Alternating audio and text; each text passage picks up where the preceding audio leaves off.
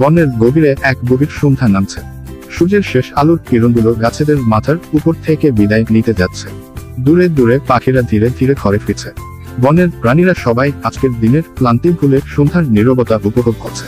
কিন্তু বনের এক কোণে ছোট্ট এক শিয়াল তার লাল চোখের চমক নিয়ে গাছের তলায় বসেছিল। তার নাম ছিল রাফি। রাফি শুধু সাধারণ শিয়াল ছিল না, সে ছিল বনের সবচেয়ে চতুর, বুদ্ধিমান এবং সাহসী শিয়াল। আজকের দিনটা ছিল তার জীবনের সবচেয়ে গুরুত্বপূর্ণ দিন, কারণ আজ বনের প্রাণীদের একটি বিশেষ সভা ডাকানো হয়েছে। বনের রাজা, বাঘনায়ক রাজা তুষার, আজ ঘোষণা করবেন বনের নতুন রাজাকে হবে। রাফি শিউরে উঠল। সে জানত একদিন বনের রাজা হওয়ার স্বপ্ন সে অনেক দিনের, তবে এটা সহজ কাজ নয়। রাজা হতে হলে সাহস, বুদ্ধি এবং নেতৃত্ব গুণ থাকতে হবে। তখন বনের অন্যদিকে রাজা তুষার একটি বড় বটগাছের তলায় দাঁড়িয়ে বনের প্রাণীদের সামনে উপস্থিত হচ্ছিল। বন্ধুরা, তার গম্ভীর কণ্ঠে বলা শুরু হলো, আমার শরীর এখন আর আগের মতো শক্তিশালী নয়। বনের শান্তি ও নিরাপত্তার জন্য আমি নতুন একজন রাজা বেছে নেব, যিনি বনের সব প্রাণীকে ভালোবেসে সবাইকে নিরাপদে রাখবেন। সব প্রাণীর চোখে আগ্রহ আর উত্তেজনা দেখা গেল। কেউ রাজা হতে চায়, কেউ আবার চুপ করে বসে থাকলো। রাফি চুপচাপ সেই সভা থেকে দূরে থাকলো। সে ভাবল, রাজা হওয়া মানেই কেবল শক্তিশালী হওয়া নয়, এটা সবার প্রতি দায়িত্ব নেওয়া। সেদিনের সভা শেষে বনে শান্তি ফিরে আসে, কিন্তু রাফির মনে প্রশ্ন ছিল, কিভাবে সে বনের রাজা হতে পারবে? শুধুমাত্র বুদ্ধি আর সাহস হলে কি হয়? তাকে আরো অনেক কিছু শেখার দরকার ছিল। রাফি ঠিক করলো, সে বনের বড় বড় প্রাণীদের কাছে যাবে এবং শিখবে কিভাবে একজন সৎ ও ন্যায়পরায়ণ রাজা হওয়া যায়। পরদিন সকালবেলা রাফি প্রথমে গেল বনের প্রবীণ হাতির কাছে। হাতির নাম ছিল বল্লভ। বল্লভ ছিল বনের সবচেয়ে বড় এবং অভিজ্ঞ প্রাণী, যিনি বনের ইতিহাস ভালো জানতেন। বল্লভ দাদা, রাফি কাঁপা কণ্ঠে বলল, আমি চাই বনের রাজা হতে, কিন্তু আমার জানার দরকার একজন ভালো রাজা কেমন হওয়া উচিত। বল্লভ হাসল। রাজা হওয়া মানে শুধু শক্তিশালী হওয়া নয় রাফি। রাজা হতে হলে তোমাকে সবাইকে নিয়ে চিন্তা করতে হবে। যাদের জীবন বনের উপর নির্ভর করে তাদের নিরাপত্তা নিশ্চিত করতে হবে। রাফি মনোযোগ দিয়ে বল্লভের কথা শুনল। বল্লভ আরো বলল, তোমাকে শিখতে হবে কিভাবে শান্তি বজায় রাখা যায়, কিভাবে বনের প্রতিটি প্রাণীর চাহিদা বুঝতে হয়, আর সবচেয়ে বড় কথা, কিভাবে কঠিন সময়ে সঠিক সিদ্ধান্ত নিতে হয়। এরপর রাফি গেল বনের মেঘলা পাহাড়ের কাছে, যেখানে বাঘ সিংহাসন করত। বাঘ ছিল শক্তিশালী, কিন্তু তার গম্ভীর ভাব দেখে অনেক প্রাণী ভয় পেত। বাঘ বলল, রাফি, তুমি যদি সত্যি রাজা হতে চাও, তবে তোমাকে শিখতে হবে কিভাবে তোমার ভয়ের মধ্যে থেকে অন্যদের ভালোবাসতে হবে। শক্তি থাকলেই রাজা হওয়া যায় না, তার সঙ্গে দরকার সাহস আর দয়ালু হৃদয়। কিছুদিন পর বনে এক অজানা বিপদে এসে পড়ল। বনের এক পাশের নদী শুকিয়ে যেতে শুরু করলো, যার ফলে পানির জন্য প্রাণীরা ভয় পেতে শুরু করলো। বনের শান্তি বিঘ্নিত হচ্ছে। সবাই রাজা তুষারের কাছে গেল সাহায্যের জন্য, কিন্তু রাজা নিজেও অসুস্থ। এই পরিস্থিতিতে রাফির সামনে এল। সে বুঝল, এটাই তার রাজা হওয়ার প্রথম পরীক্ষা। সে সিদ্ধান্ত নিল, বনের সব প্রাণীকে একত্রিত করবে এবং এই বিপদ মোকাবিলা করবে। রাফি বুঝতে পারল, শুধু বুদ্ধি আর সাহস দিয়ে কাজ হবে না, তাকে বাস্তব সমস্যার সমাধান করতে হবে। নদী শুকিয়ে যাওয়া মানে বনের সকল জীবের জন্য বিপদ। সে বনের সব প্রাণীকে ডেকেছিল একটি বড় মিটিং এর জন্য। বনের খাড়ির ধারে, যেখানে শুষ্ক নদীর শুষ্ক কণ্ঠস্থল দেখা যাচ্ছিল, প্রাণীরা জমায়েত হলো। রাফি বলল, আমরা সবাই মিলে এই সমস্যার সমাধান করতে পারবো। আমাদের একসাথে কাজ করতে হবে। কিন্তু সমস্যা ছিল বড়, নদীর পানি কোথা থেকে আসতো আর কেন তা শুকিয়ে যাচ্ছে। বল্লভ হাতি বলল, আমি শুনেছি নদীর উৎসে একটি বড় পাথরের বাধা পড়েছে, হয়তো তাই পানি আসা বন্ধ হয়েছে। ঠিক আছে, তাহলে আমাদের প্রথম কাজ হবে ওই পাথরের বাধা সরানো। তারা সবাই একসাথে নদীর উৎসের দিকে রওনা দিল।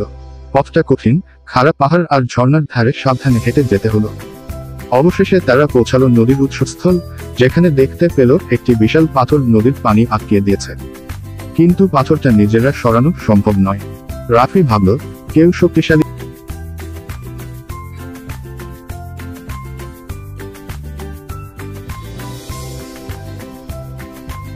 দীর্ঘ সময় ধরে চেষ্টা চালিয়ে অবশেষে পাথর সরানো গেল।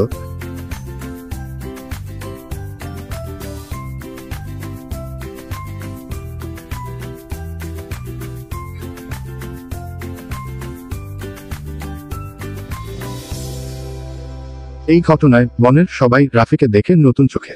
তারা বুঝল, সে শুধু বুদ্ধিমান নয়, সবার জন্য দায়িত্ববোধী ও সাহসী। রাফি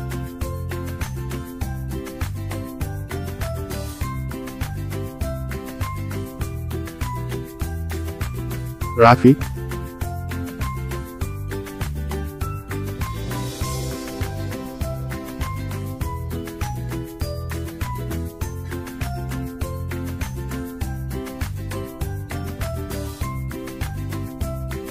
রাফি যখন বনের রাজা হলো, তখন বন আবারও শান্তিতে ভরে উঠল। বনের সব প্রাণী মিলেমিশে বাঁচতে শুরু করলো, আর রাফির বুদ্ধিমত্তা ও দয়া সবাইকে অনুপ্রাণিত করলো। কিন্তু বনের শান্তি চিরস্থায়ী হয় না। একদিন বনের নতুন এক বিপদ এসে হাজির হলো, মানুষ। মানুষেরা বনের গাছ কাটতে শুরু করলো, বনের জলবায়ু পরিবর্তিত হচ্ছে এবং অনেক প্রাণী বাসস্থান হারাচ্ছে।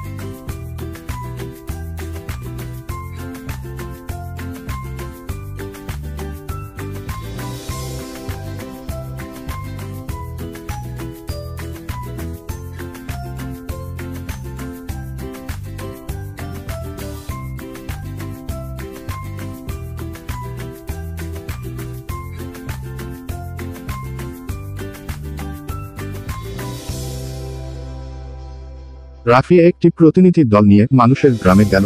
প্রথমে মানুষেরা ভয় পেলেও ধীরে ধীরে রাফির কৌশল ও মধুর ভাষায় তাদের মন পরিবর্তিত হতে লাগলো। রাফি মানুষদের বোঝালো, বন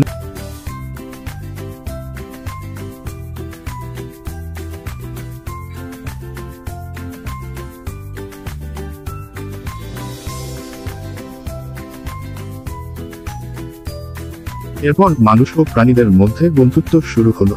বনের পরিবেশ সংরক্ষণে সবাই একত্রিত হলো। রাফির এই সফল নেতৃত্ব বনের প্রাণীদের মধ্যে এক নতুন আশা তৈরি করল।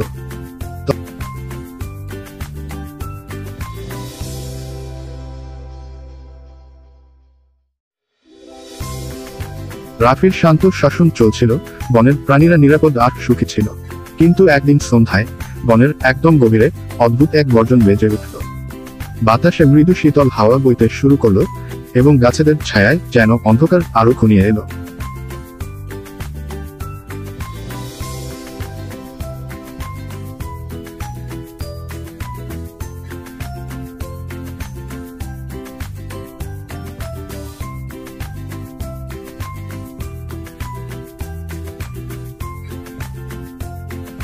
সে সাহস নিয়ে অন্ধকারের দিকে রওনা দিল।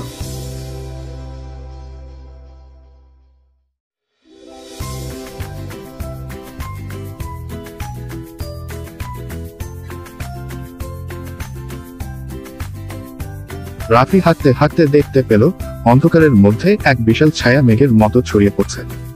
সেটি ছিল এক প্রাচীন বিষাক্ত ছত্রাক, অ্যাম্ব্রা কালো নামক এক প্রজাতি, যা বনের প্রাণীদের বিষিয়ে ফেলতে পারে।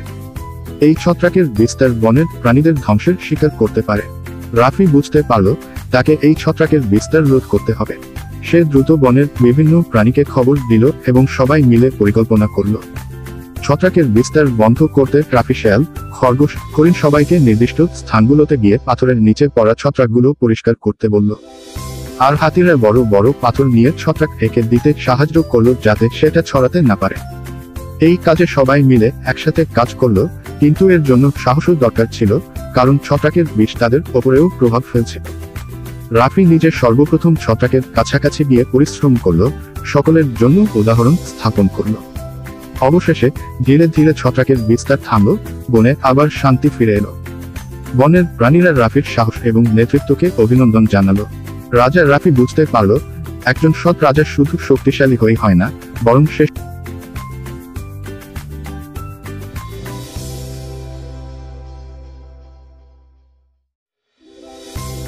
বনের মধ্যে অনেক প্রাণী ছিল যারা রাফির নিকটতম বন্ধু। তারা ছিল তার পাশে, সহায়ক ও পরামর্শদাতা। তাদের প্রত্যেকের নিজস্ব গুণাবলী ছিল, যা রাফির রাজত্বে এক অবিচ্ছেদ্য অংশ ছিল। প্রথমে ছিল মিষ্টি কথা বলা খরগোশ মণি। মণি ছিল বনের দ্রুততম এবং সবচেয়ে সচেতন প্রাণী। তার তীক্ষ্ণ শ্রবণশক্তি বনের যে কোনো বিপদ আগে থেকে জানতে সাহায্য করত। রাফি, আজ সকাল থেকে বনে অদ্ভুত গন্ধ পাচ্ছি, একদিন মণি বলল। আমাদের সতর্ক থাকতে হবে। তারপর ছিল বুদ্ধিমান কাঠবিড়ালি টিয়া। টিয়া ছিল এক অসাধারণ চিন্তাবিদ, যিনি বনের যে কোনো সমস্যার সৃজনশীল সমাধান খুঁজে বের করতেন। রাফি সবসময় টিয়ার পরামর্শ নিত। তাদের পাশাপাশি ছিল ধীর গতি হলেও শক্তিশালী হাতি বল্লভ এবং বনের বেজি প্যাঁচা, যাদের পর্যবেক্ষণ ক্ষমতা ছিল অসাধারণ। এই বন্ধুরা একসাথে মিলে রাফির পরিকল্পনাগুলো বাস্তবায়নে সাহায্য করত। তাদের একতা, ভালোবাসা আর সাহস বনের শান্তি ও সমৃদ্ধির জন্য অপরিহার্য ছিল। একদিন যখন নদী শুকিয়ে যাওয়ার সমস্যা হচ্ছিল, মণি দ্রুতই জলাশয়ের চারপাশ পর্যবেক্ষণ করে একটি গোপন গুহার সন্ধান দিল, যা অন্যরা খুঁজে পায়নি। টিয়ার বুদ্ধিমত্তা আর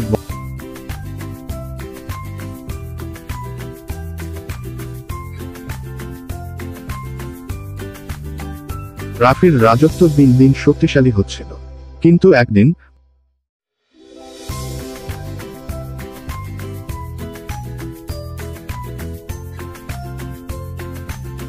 রাফি কৌতূহলী হয়ে মণি ও টিয়ার সাথে গুহার দিকে রওনা দিল।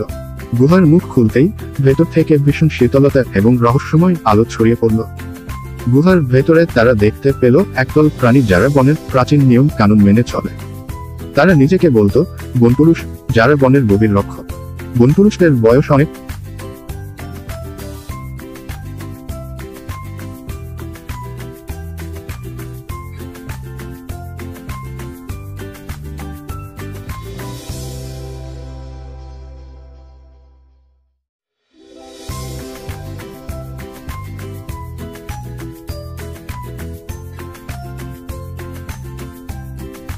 বনপুরুষরা রাজি হলো, তবে শর্ত দিল যে রাফিকে বনের প্রাচীন কিছু শিক্ষা গ্রহণ করতে হবে। পরবর্তী কয়েক সপ্তাহ রাফি বনপুরুষদের সঙ্গে কাটালো। তারা তাকে শেখালো বনের রহস্য, যেমন কোন গাছের পাতা ঔষধ হিসেবে ব্যবহার করা যায়, ঝড় ও প্রাকৃতিক বিপদের পূর্বাভাস কিভাবে জানবেন, বনের প্রাণীদের ভাষা বুঝতে কৌশল, এবং সবচেয়ে গুরুত্বপূর্ণ, বনের ভারসাম্য রক্ষা করা। এই শিক্ষাগুলো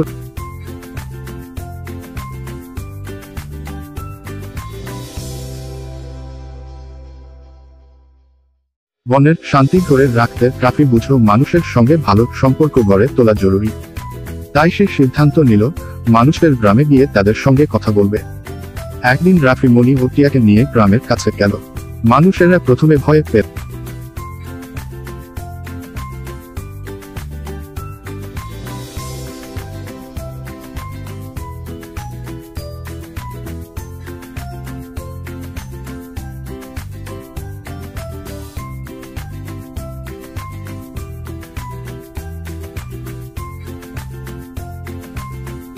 মানুষেরা প্রথমে কিছুটা সন্দিহান ছিল, কিন্তু ধীরে ধীরে রাফির কথায় বিশ্বাস করতে শুরু করলো। রাফি ও গ্রামের লোকেরা একসঙ্গে বনে গাছ লাগানোর কর্মসূচি চালু করলো। প্রাণীদের নিরাপত্তার জন্য কিছু এলাকায় নিষিদ্ধ অঞ্চলের ব্যবস্থা করলো। গ্রামের শিশুরাও বনে আসতে লাগলো। তারা শিখল প্রকৃতির গুরুত্ব ও বনের বন্ধু হতে। বনের প্রাণীরা মানুষের কাছে